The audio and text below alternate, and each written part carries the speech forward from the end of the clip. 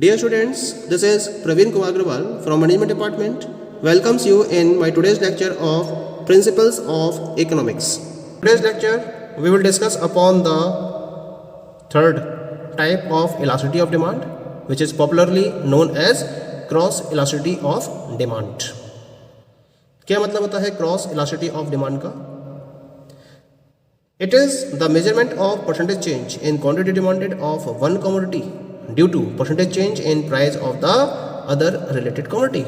यानी कि जब हम किसी पर्टिकुलर कमोडिटी के रेफरेंस में उसकी रिलेटेड कमोडिटी के परसेंटेज चेंज इन प्राइस को ध्यान में रखते हुए उस कमोडिटी के percentage change in quantity demanded को मेजर करते हैं तो हम इसको क्रॉस इलास्टिसिटी ऑफ डिमांड का नाम देते हैं.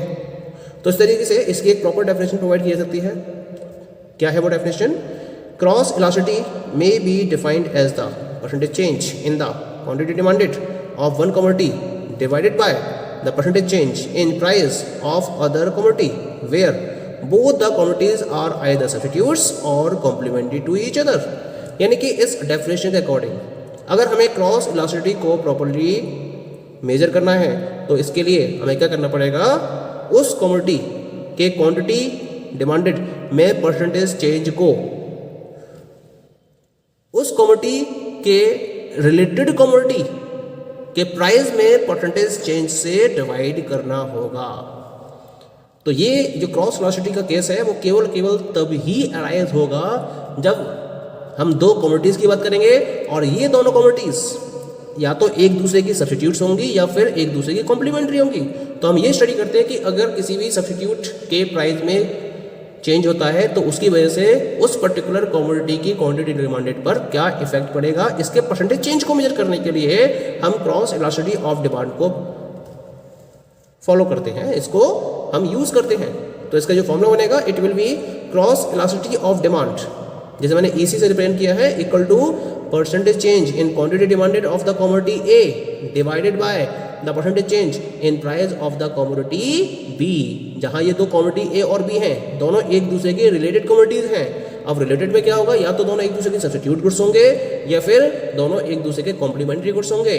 तो यहाँ हम स्टडी करेंगे कि अगर हम कमोडिटी B के प्राइस में कोई चेंज कर देते हैं तो जो उसमें परसेंटेज चेंज होगा उसकी वजह से कमोडिटी A की क्वांटिटी डिमांडेड में कितना परसेंटेज चेंज होगा, इसको डिटरमाइन करने के लिए हम क्रॉस इलास्टिसिटी ऑफ डिमांड के कॉन्सेप्ट का यूज करते हैं.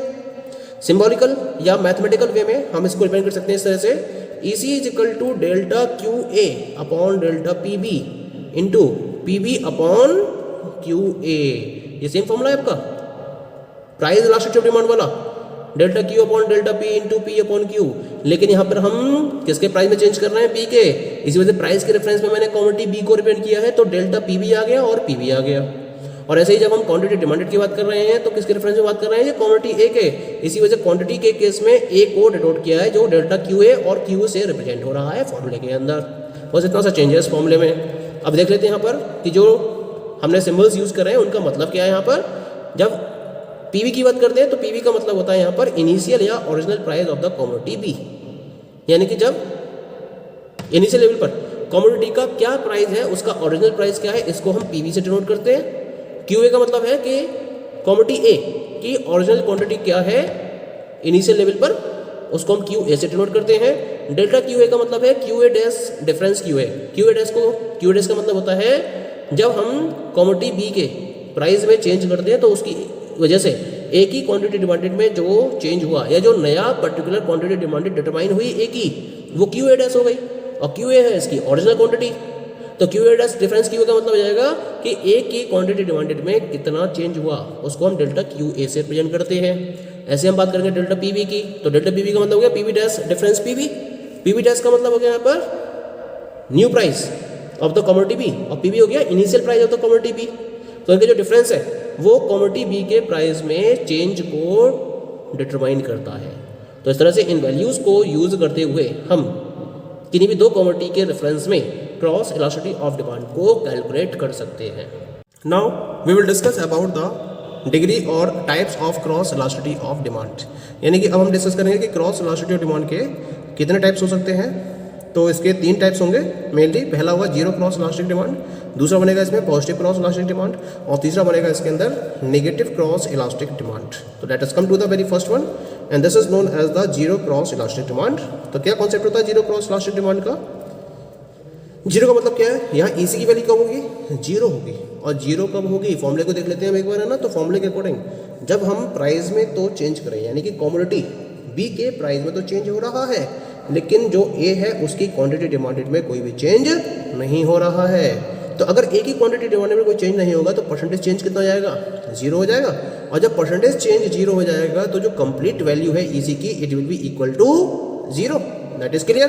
तो इसका मतलब हम डिफाइन कर सकते हैं कि अगर हम एक कमोडिटी के प्राइस में कोई भी चेंज करें, लेकिन दूसरी कमोडिटी या जो अदर कमोडिटी है उसकी क्वांटिटी डिमांडेड में कोई भी चेंज ना हो रहा हो, तो उस केस में ईसी की वैल्यू क्या होगी? जीरो होगी। तो हम इसको जीरो क्रॉस इलास्टिक डिमांड का नाम देते हैं। ये कब पॉसिबल हो सकता है? व्हेन इट इज पॉसिबल, जब दो कमोडिटीज एक दूसरे से किसी भी तरीके से रिलेटेड ना हो। इसके डायग्राम को मैंने रिप्रेजेंट कर रखा है, जहां मैंने एक्स एक्सिस पर कमोडिटी बी की क्वांटिटी डिमांड को रिप्रेजेंट किया है और वाई एक्सिस पर मैंने कमोडिटी ए के प्राइस को रिप्रेजेंट किया है। ठीक है। तो जो डीडी डिमांड कर्व है वो zero cross elastic demand curve को रिप्रेजेंट करता है, जहां ईसी की वैल्यू जीरो होगी।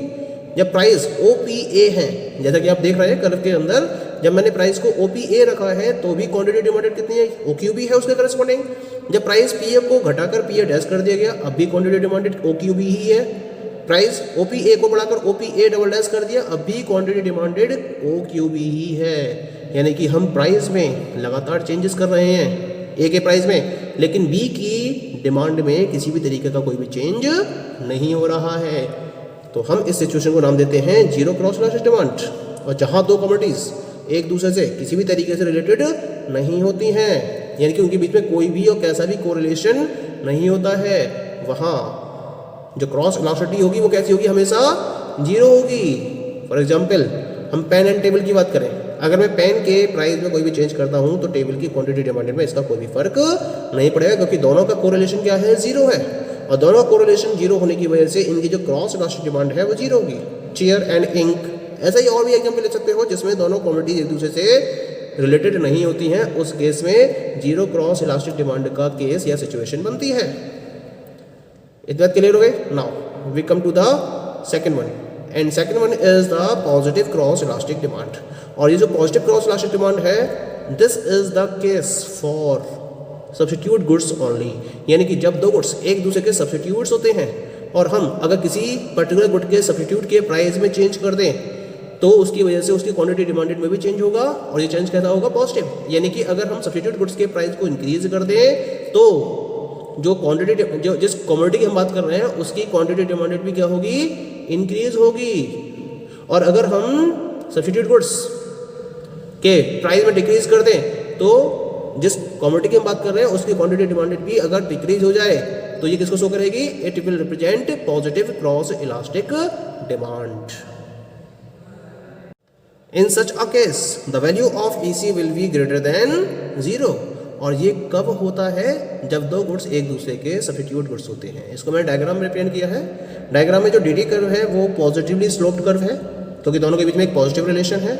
जब कमोडिटी ए के प्राइस ओपीए है, उसके करस्पॉन्डिंग क्वांटिटी डिमांडेड बी की है ओक्यूए।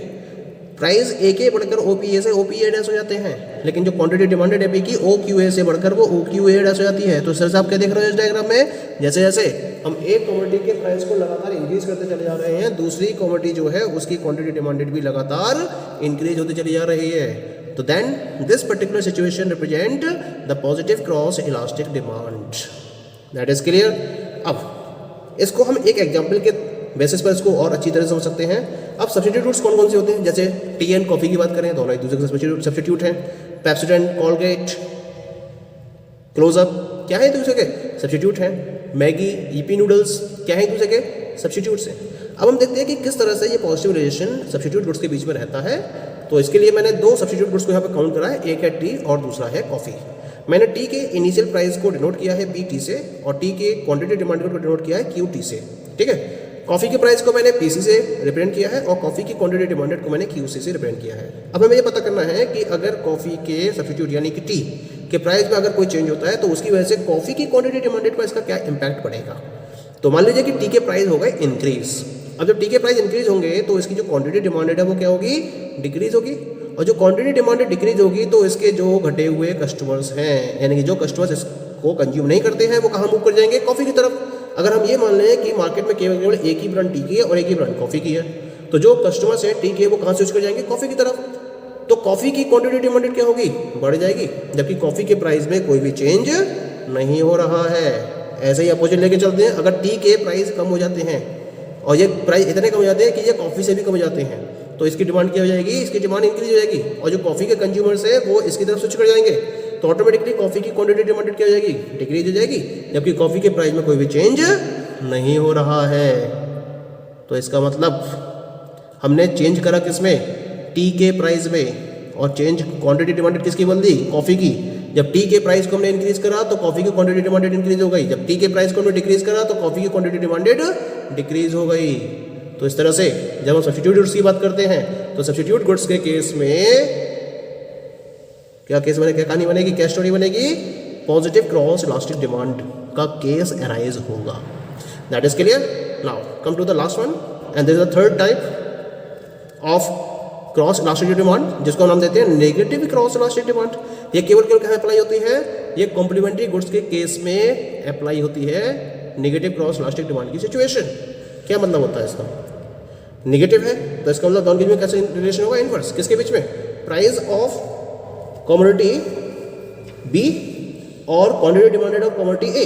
यानी कि जब हम कमोडिटी बी के प्राइस को इंक्रीज करेंगे तो उसकी वजह से कमोडिटी ए की क्वांटिटी डिमांडेड क्या होगी, डिक्रीज होगी, और जब हम कमोडिटी बी के प्राइस को डिक्रीज करेंगे तो ए की क्वांटिटी डिमांडेड क्या होगी, इंक्रीज होगी।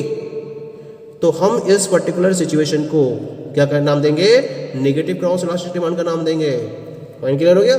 और इस सिचुएशन में जो ईसी की वैल्यू होगी, it will be less than 0। Point clear हो रहा है, ठीक है। अब क्योंकि नेगेटिव क्रॉस इलास्टिक डिमांड है, तो नेगेटिव क्रॉस इलास्टिक डिमांड है, इसके केस में जो इसका कर्व होगा ये कैसा होगा, डाउनवर्ड होगा। तो यहाँ पर मैंने एक्स एक्सिस पर क्वांटिटी डिमांडेड को रिप्रेजेंट किया है ऑफ कमोडिटी बी, और वाई एक्सिस पर मैंने प्राइस ऑफ कमोडिटी ए को रिप्रेजेंट किया है, और इसका कर्व मैंने डिफाइन किया है डाउनवर्ड। ये डीडी कर्व मैंने डिफाइन करा है, ये डीडी कर्व क्या है, ये डाउनवर्ड सिचुएशन को रिप्रेजेंट कर रहा है, ठीक है। तो जब कमोडिटी ए के प्राइस OPA थे तो इसकी क्वांटिटी डिमांडेड OQB थी, और जब इसके प्राइस OPA से घटकर OPA डैश रह गए तो कमोडिटी बी की क्वांटिटी डिमांडेड OQB से बढ़कर OQB डैश हो गई। तो इस तरह से जब ए के प्राइस कम हो रहे हैं तो बी की क्वांटिटी डिमांडेड बढ़ रही है, इंक्रीज हो रही है। तो ये किसको शो करेगी, it will represent the negative cross elastic demand. ये तो बात क्लियर हो गई। लेकिन ये नेगेटिव क्रॉस इलास्टिक डिमांड किस केस में अराइज होती है, तो ये केवल और केवल कॉम्प्लीमेंट्री गुड्स के केस में ही अराइज होती है। अब कॉम्प्लीमेंट्री गुड्स क्या होते हैं, the goods which are used in combination और which are demanded in combination, जिनको एक साथ डिमांड किया जाता है उन्हें हम कॉम्प्लीमेंट्री गुड्स का नाम देते हैं। जैसे pen and ink, car and petrol, tea and cup, ये सब क्या है, these all are the complementary goods. अब बात करते हैं हम कार और पेट्रोल के केस में। मान लीजिए मुझे ये स्टडी करना है कि पेट्रोल की क्वांटिटी डिमांडेड में क्या इफेक्ट आएगा अगर मैं कार के प्राइस में चेंज कर रहा हूँ, जो इसका कॉम्प्लीमेंट्री प्रोडक्ट है। तो सपोज करिए कि मैंने कार के प्राइस को पीसी से रिप्रेजेंट किया और इसकी क्वांटिटी डिमांडेड को क्यूसी से रिप्रेजेंट किया है, पेट्रोल के प्राइस को पीपी से रिप्रेजेंट किया है और इसकी क्वांटिटी डिमांडेड को क्यूपी से रिप्रेजेंट किया है। अब मैंने क्या करा, कार के प्राइजेस को इंक्रीज करा। जब कार के प्राइस को इंक्रीज करोगे तो ऑब्वियसली इसकी डिमांड क्या होगी, लॉ ऑफ डिमांड के अकॉर्डिंग कम होगी, तो डिमांड है ये कम। जब कार की डिमांड कम होगी तो जो पेट्रोल का कंजम्पशन है वो भी क्या हो जाएगा, कम हो जाएगा, क्योंकि डिमांड कम होगी कार की। और जब कार कम बिकेंगी, जब कार की सेल कम होगी तो उस केस में पेट्रोल का कंजम्पशन भी कम होगा। तो कार के प्राइस क्या हो रहे हैं, इंक्रीज, और उसकी वजह से पेट्रोल की क्वांटिटी डिमांडेड क्या हो रही है, डिक्रीज हो रही है, जबकि पेट्रोल के प्राइस में कोई भी चेंज नहीं हो रहा है। तो यहाँ पर आपने क्या देखा, जब हम किसी पर्टिकुलर प्रोडक्ट के कॉम्प्लीमेंट्री प्रोडक्ट के प्राइस को इंक्रीज करते हैं तो उस पर्टिकुलर कमोडिटी की क्वांटिटी डिमांडेड डिक्रीज हो जाती है। तो हम इसे क्या नाम देते हैं, नेगेटिव क्रॉस इलास्टिक डिमांड, जहाँ EC की value is always less than 0, या ये नेगेटिव रिलेशन को शो करती है। Okay, so these all are the 3 types और degrees of cross elasticity of demand. Thank you.